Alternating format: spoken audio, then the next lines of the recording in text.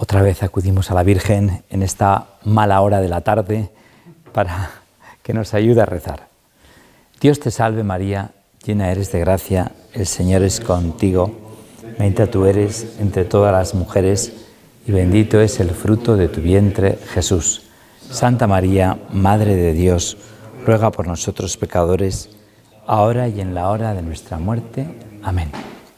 Gloria al Padre, al Hijo y al Espíritu Santo.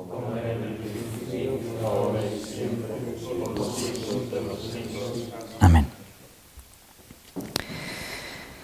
Bueno, menos mal que el tema es la misericordia, que es un tema para esponjar el corazón y para consolarnos. Materia abundante tenemos en nuestra historia personal y en nuestro ministerio. En el año de la misericordia, el Papa Francisco tuvo unos retiros en verano en Roma, en el Ferragosto romano, que pasaron muy desapercibidos en el 16. Impresionantes, ¿eh?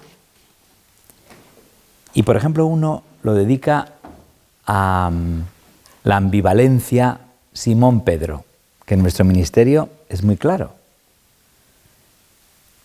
Simón-Pedro nos ofrece la imagen ministerial de esta sana tensión. El Señor lo educa y lo forma progresivamente y lo ejercita en mantenerse así. Simón y Pedro. Simón, el hombre viejo. Pedro, la roca de la Iglesia, llamado por el Señor. El hombre común, con sus contradicciones y debilidades, y el que es piedra, el que tiene las llaves, el que conduce a los demás. Nosotros somos Simón Pedro. El Señor nos ha confiado personas, somos signo sacramental de Cristo, cabeza y pastor, pero somos Simón. Muy parecidos a nuestros padres, a nuestros abuelos, la misma genética en nuestra casa. El hombre viejo funciona. Cuando Andrés lo lleva a Cristo, así como está, vestido de pescador, el Señor le pone el nombre de piedra. Y efectivamente, pues en aquella primera mirada le cambia la vida. Le cambió el nombre, le cambió la vida. No de llamar a Simón, sino piedra. Más adelante, Pedro ya sabrá lo que significa. Apenas acaba de alabarle por la confesión de fe que viene del Padre, cuando ya le recrimina duramente por la tentación de escuchar la voz del mal espíritu al decirle que se aparte de la cruz. ¿Quién dice la gente que soy yo? Marcos 8:30. Y el paralelo, ¿no? Mateo 16. Unos que Simón Pedro, unos que Juan Bautista, otros que Elías, otros. Y vosotros, tú eres el Cristo, el Hijo de Dios, el que tenía que venir al mundo. Bienaventurado Simón, porque eso no te lo ha dicho nadie, ni carne y sangre, sino mi Padre que está en el cielo. Yo te digo que tú eres Pedro, sobre esta piedra edificaré mi iglesia. El centro del Evangelio de San Marcos, Marcos 8:30. Se completa en el paralelo de Mateo 16, sobre esta piedra edificaré mi iglesia. Y efectivamente, inmediatamente Pedro se erige en director espiritual del Señor. Mirad que subimos a Jerusalén, ni se te ocurra. Se puso a recriminarle. Apártate de mí, Satanás, o ponte detrás de mí. Satanás, eres como los hombres, no como Dios. Piensas como los hombres, no como Dios. Lo invitará a caminar sobre las aguas y lo dejará hundirse en su propio miedo para tenderle enseguida una mano. Otra vez lo mismo, Simón y Pedro. Si eres tú, dime que vaya caminando sobre las aguas. Y empieza a caminar sobre las aguas. Le entró miedo por el viento y por las olas y se hundió. Señor, sálvame. Hombre de poca fe, ¿por qué has dudado? Mateo 14. Apenas se confiese pecador, lo misionará a ser pescador de hombres. Lucas 5. De pecador a pescador. Lo interrogará prolijamente sobre su amor, haciéndole sentir dolor y vergüenza por su deslealtad y cobardía, pero también por 3 veces le confiará el pastoreo de sus ovejas. Lo mismo, ¿no? Aunque todos yo no. Antes de que el gallo cante 2 veces, tú me habrás negado 3. Y le niega las 3 veces. No sé quién, no conozco, no soy de ellos. ¿Me amas más que estos? ¿De verdad que me quieres? Otra vez. Siempre estos 2 polos. Bueno, ya lo sabemos, vaya descubrimiento. Pero así yo formulado esta ambivalencia, Simón Pedro nunca lo he visto tan claro en mi vida cuando he rezado esto. Y el Papa habla de avergonzada dignidad. Fíjate, este binomio, avergonzada dignidad. Dignidad, la de Pedro, pero avergonzada porque seguimos arrastrando el hombre viejo. Ahí tenemos que situarnos, en ese hueco en el que conviven nuestra miseria más vergonzante y nuestra dignidad más alta.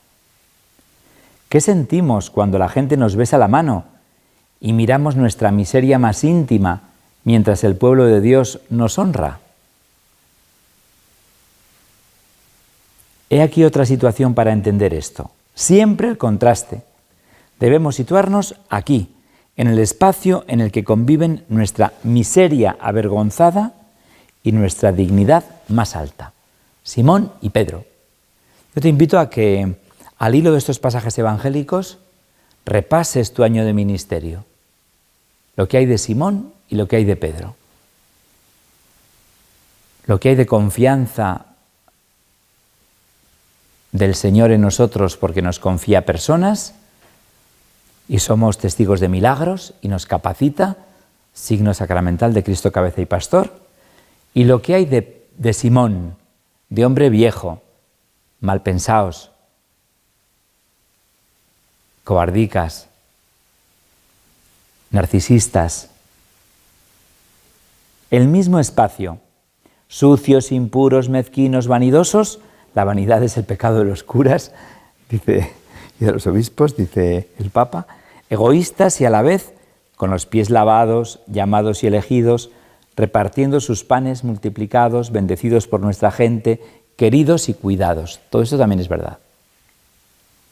Solo la misericordia hace soportable ese lugar.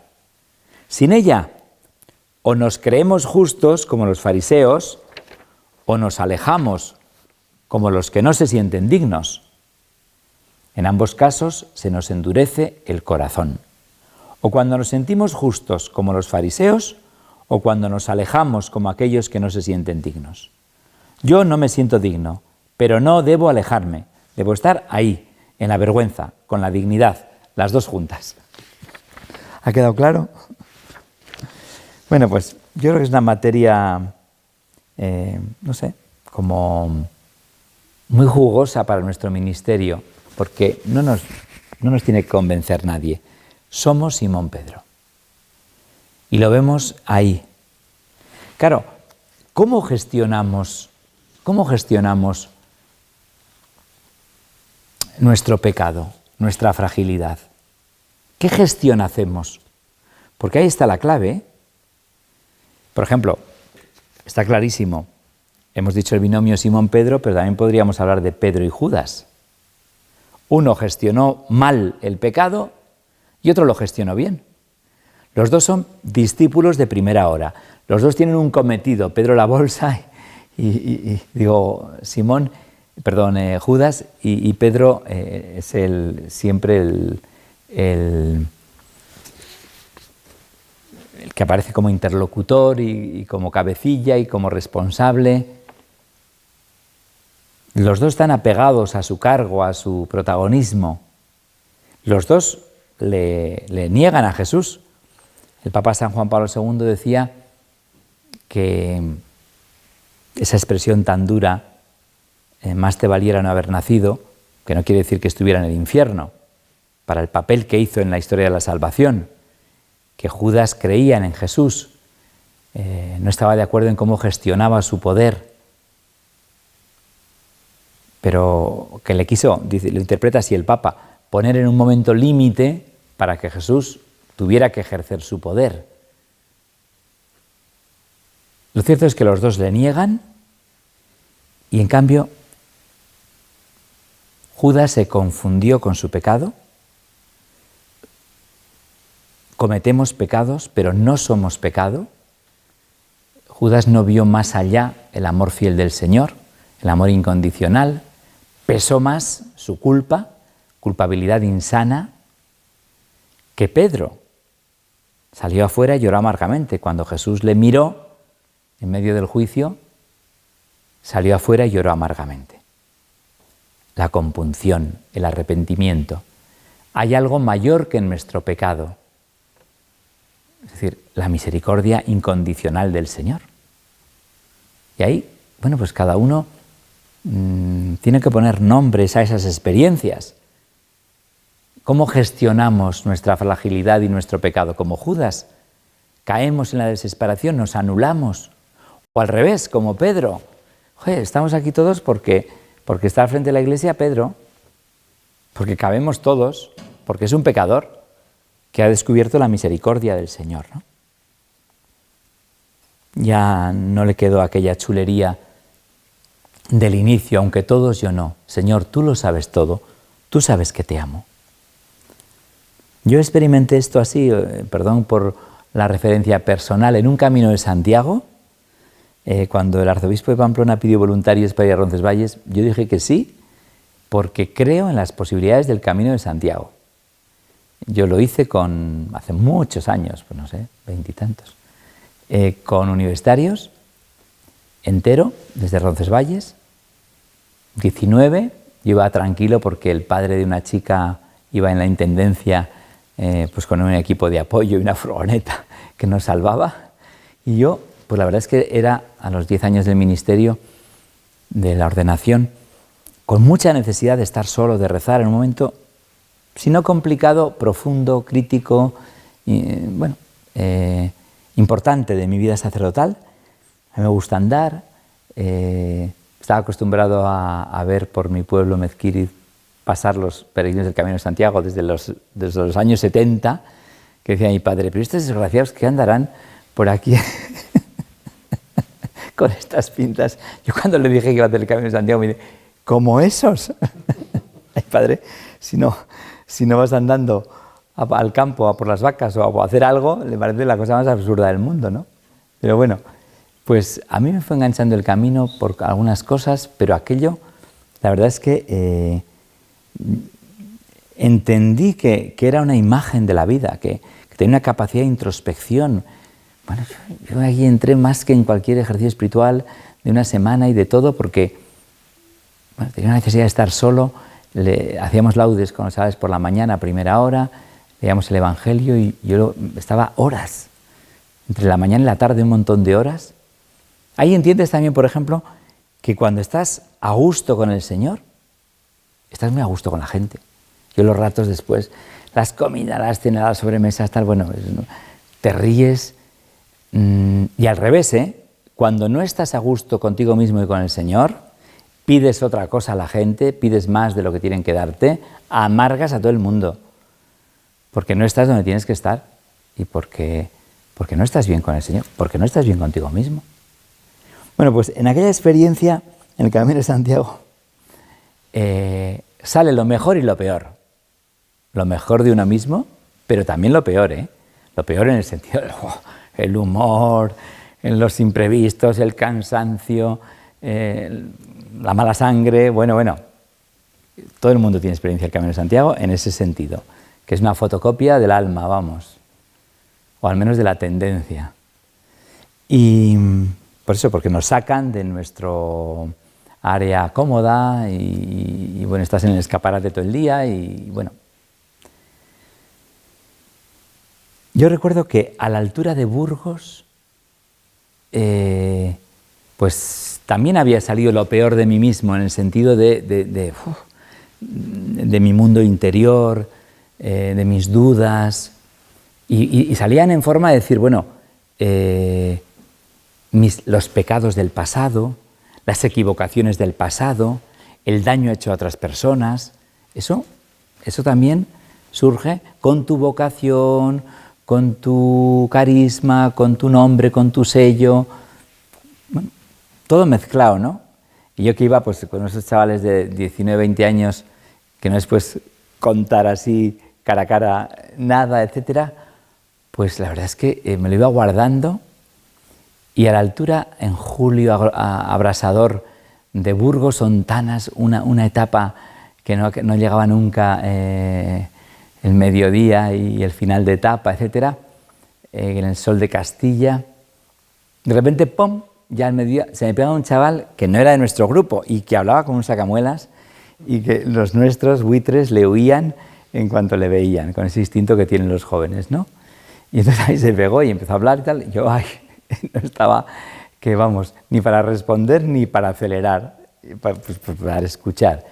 Y este chaval estaba viviendo una experiencia interior y estaba haciendo oración y me dice, estoy leyendo los comentarios de San Juan de Ávila, la Biblia, sobre el paso del Mar Rojo y tal.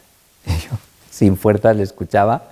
Me iba contando como si yo, ya sabía que era cura, como si yo fuera pues un pagano. Y dice, pues es que resulta que los israelitas, cuando salieron de Egipto, se arrepintió el faraón y entonces fue a perseguirles. Y claro, pues los israelitas llegaron al Mar Rojo y no podían pasar y vieron los egipcios que les perseguían y temblaron.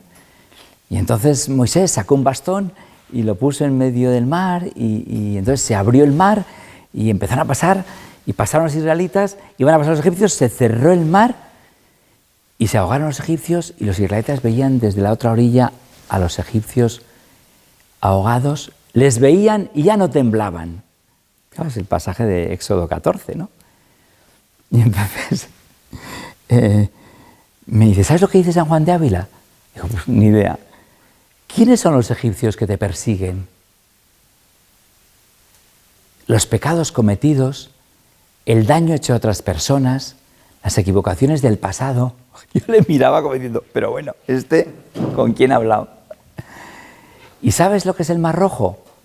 El Mar Rojo es la misericordia de Dios que te abraza y te permite mirar tu pasado sin temblar.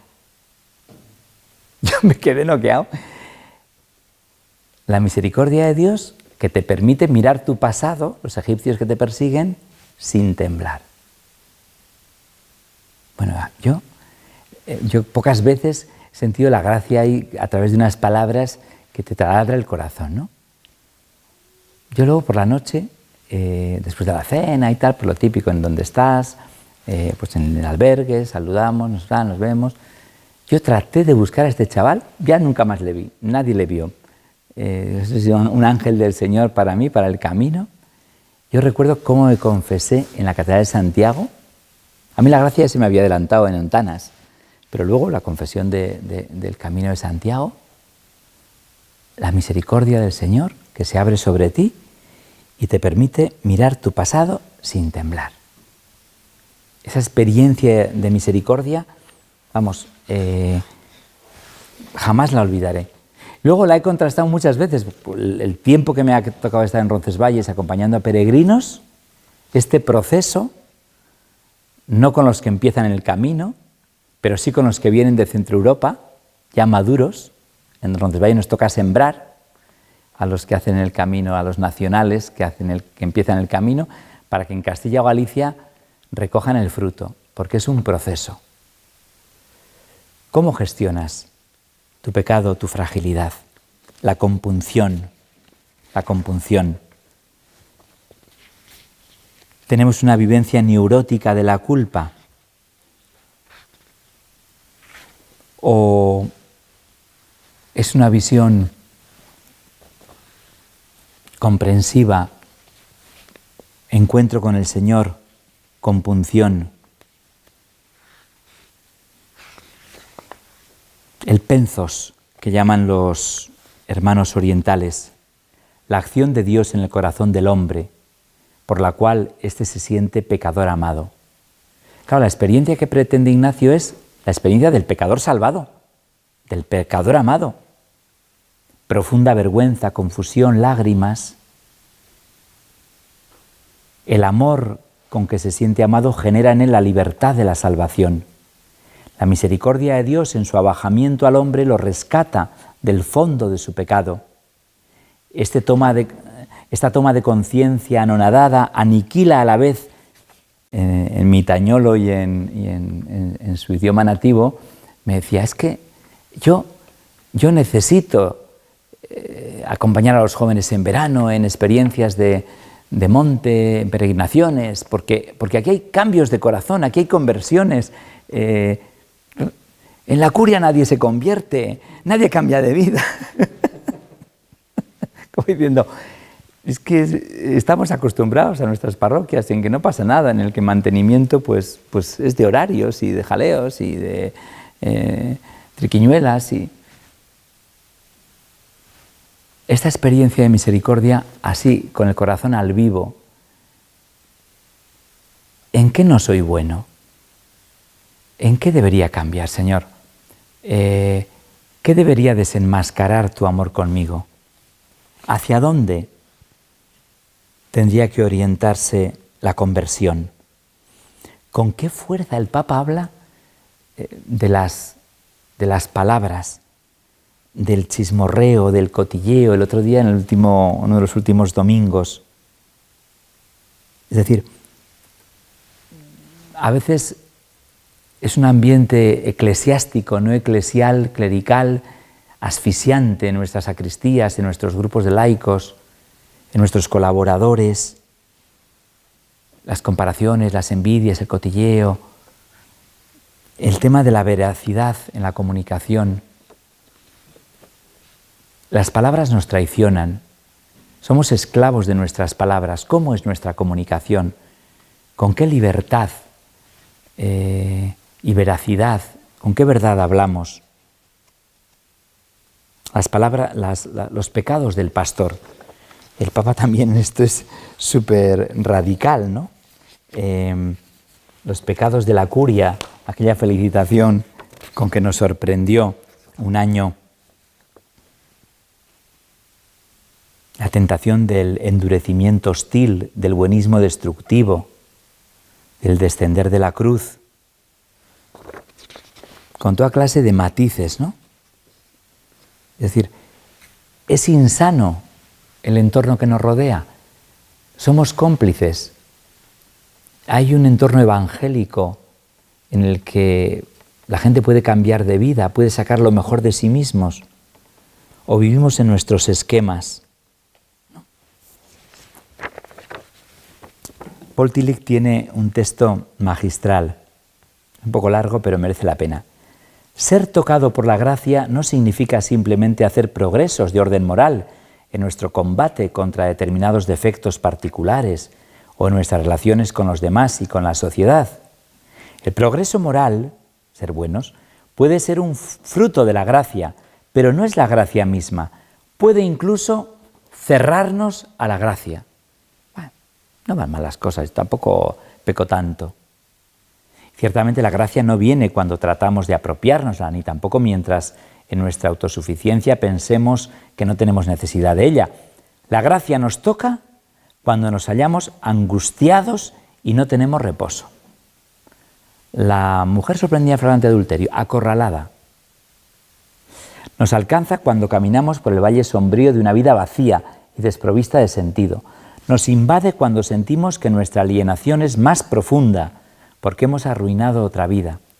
Nos toca cuando la insatisfacción de nosotros mismos, nuestra indiferencia, nuestra debilidad, nuestra hostilidad, nuestra falta de rectitud y nuestro comportamiento se nos han hecho insoportables. La pandemia nos ha conducido a esta veracidad. Cuando se nos desmoronan nuestros éxitos, nuestros números, cuando nos sentimos ahí arrinconados. Nos afecta cuando año tras año nuestro deseo de una vida perfecta no se ve satisfecho, cuando nuestras inveteradas tensiones siguen esclavizándonos, como han venido haciéndolo durante decenios, y cuando la desesperación destruye toda alegría y todo gozo. A veces, en uno de esos momentos, una ráfaga de luz atraviesa nuestras tinieblas y es como si una voz nos liberase. Tú eres aceptado. Tú eres aceptado por alguien más grande que tú y cuyo nombre no conoces. No preguntes ahora cuál es ese nombre. Tal vez lo descubras más tarde. No trates ahora de hacer nada. Tal vez lo hagas mucho más adelante. Acepta simplemente el hecho de que eres aceptado. Es decir, que uno es amado incondicionalmente en su pobreza, en su insoportable mediocridad. Cuando esto nos ocurre, experimentamos lo que es la gracia. Después de semejante experiencia, tal vez no seamos mejores ni creamos más que antes, pero todo ha quedado transformado. En ese momento la gracia triunfa sobre el pecado y la reconciliación supera el abismo de la alienación. Y nada se exige para esta experiencia, ningún presupuesto religioso, moral o intelectual. No se pide más que la aceptación. Es lo que en momentos determinados les ha ocurrido a los santos, por ejemplo, pues a Santa Teresa. Es decir, después de despertar muy pronto a la vida la gracia, muy jovencilla, se hunde en 20 años de mediocridad en la encarnación. Ni la muerte de su padre le arranca de aquella mediocridad. Y ella, que había tenido oración de unión muy pronto, se hunde en los cotilleos de la encarnación. Doña Teresa de Ahumada, el locutorio, dice que es lo que más se oía en la encarnación, porque era la monja de éxito en Ávila después de haber sido curada por San José de aquella enfermedad tan misteriosa. Y pasada la enfermedad parece que tenía que remontar y no, ahí se hunde 20 años. ¿Sabes cómo lo cuenta ella? Pues ya andaba mi alma cansada y aunque quería, no le dejaban descansar las ruines costumbres que tenía. Acaecióme que entrando un día en el oratorio, vi una imagen que habían traído allá a guardar, que se había buscado para cierta fiesta que se hacía en casa. Era de Cristo muy llagado y tan devota que en mirándola toda me turbó de verle tal, porque representaba bien lo que pasó por nosotros. Fue tanto lo que sentí de lo mal que había agradecido aquellas llagas, que el corazón me parece se me partía, y arrojóme cabe él con grandísimo derramamiento de lágrimas, suplicándole me fortaleciese ya de una vez para no ofenderle. Mas esta postrera vez de esta imagen que digo, me parece me aprovechó más, porque estaba ya muy desconfiada de mí y ponía toda mi confianza en Dios. Paréceme, le dije entonces, que no me había de levantar de allí hasta que hiciese lo que le suplicaba. Creo cierto me aprovechó, porque fui mejorando mucho desde entonces.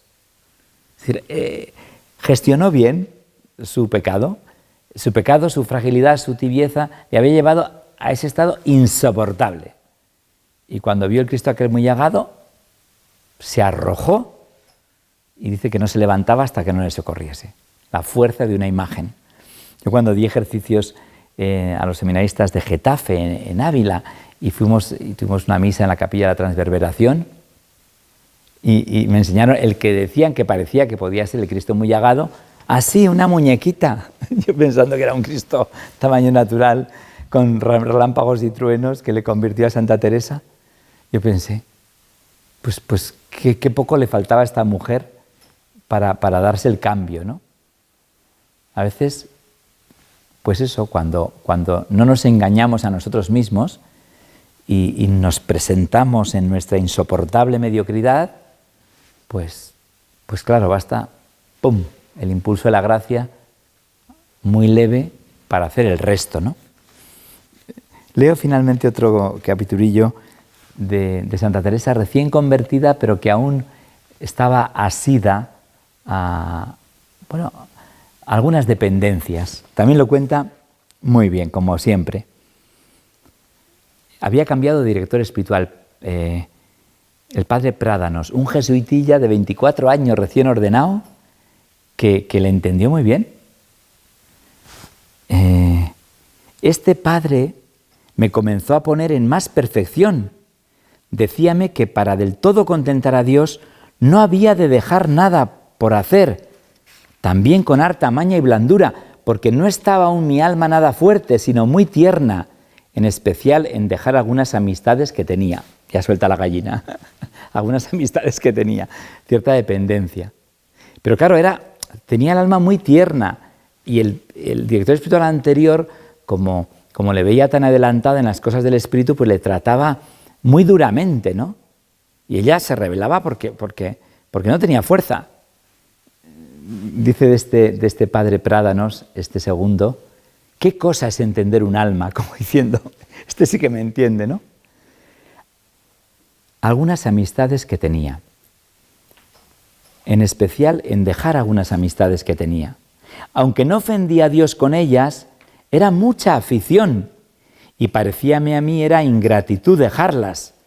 Y así le decía que pues no ofendía a Dios, que por qué había de ser desagradecida. Ella se defendía, ¿no? Pero a ver, si no hay nada malo, ¿qué pasa? ¿Por qué no voy a agradecer lo que Dios me da? Él me dijo que lo encomendase a Dios unos días y rezase el himno de Beni Creator, porque me diese luz de cuál era lo mejor. El otro vio que tocaba en hueso y dijo, oye, reza al Espíritu Santo y haz lo que puedas. Yo ya te he dicho. Habiendo estado un día mucho en oración y suplicando al Señor me ayudase a contentarle en todo, comencé el himno y estando diciendo, vínome un arrebatamiento tan súbito que casi me sacó de mí, cosa que yo no pude dudar, porque fue muy conocido. Fue la primera vez que el Señor me hizo esta merced de arrobamientos. Entendí estas palabras, ya no quiero que tengas conversación con hombres, sino con ángeles. A mí me hizo mucho espanto, porque el movimiento del ánimo fue grande y muy en el espíritu se me dijeron estas palabras, y así me hizo temor, aunque por otra parte gran consuelo, que en quitándoseme el temor que a mi parecer causó la novedad, me quedó. Le quedó gran consuelo después de este arrobamiento, ¿no?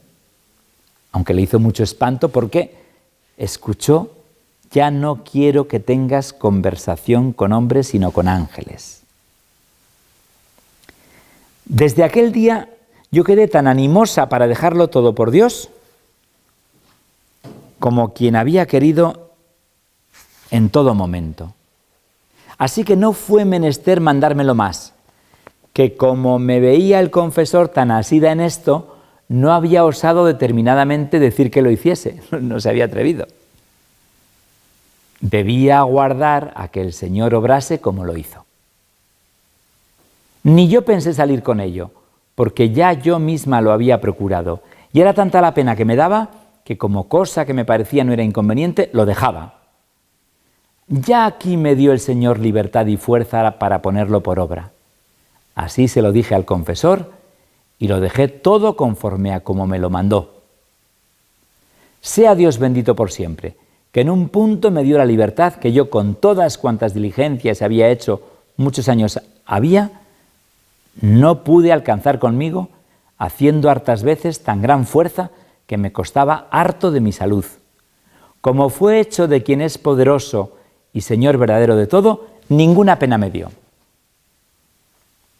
¿Cómo gestionamos la fragilidad? Bueno, pues mira, Santa Teresa caminando en la verdad, no engañándose a sí misma.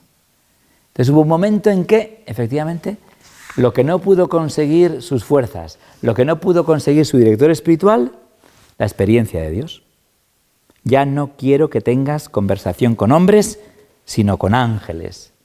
¿Tienes algún asunto imposible? De esos que no hay manera de confiar humanamente, pues mira, confíaselo al Señor. Ríndete. Gestionar bien nuestra fragilidad es rendirnos. Yo ya lo he intentado, yo ya no puedo más. Señor, toma mi vida. Somos testigo en la confesión. Cuando el Papa habla en este retiro de la confesión, te conmueve porque es la experiencia de un pastor. En mi tierra había un gran confesor, el padre Cullen, que se sentaba en el confesionario y cuando no había gente hacía dos cosas. Una era arreglar pelotas de cuero para los chicos que jugaban al fútbol. La otra era leer un gran diccionario chino, porque había estado mucho tiempo en China y quería conservar la lengua.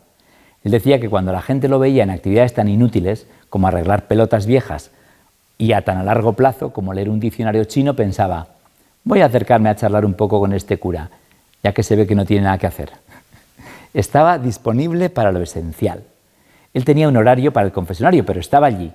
Quitaba el impedimento de andar siempre con cara de muy ocupado. Y aquí está el problema.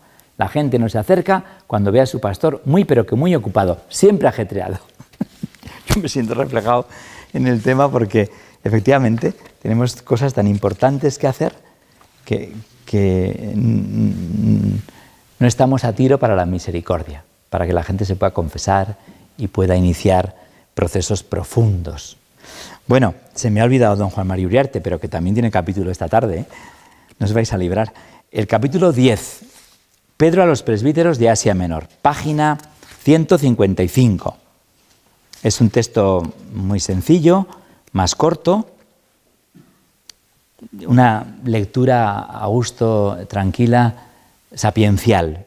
Apacentad el rebaño que Dios os ha confiado, no a la fuerza, sino de buen grado, como Dios quiere, no por los beneficios que puede reportaros, sino con ánimo generoso, no como déspotas con quienes os han sido confiados, sino como modelos del rebaño. Así, cuando aparezca el Supremo Pastor, recibiréis la corona de gloria que no se marchita.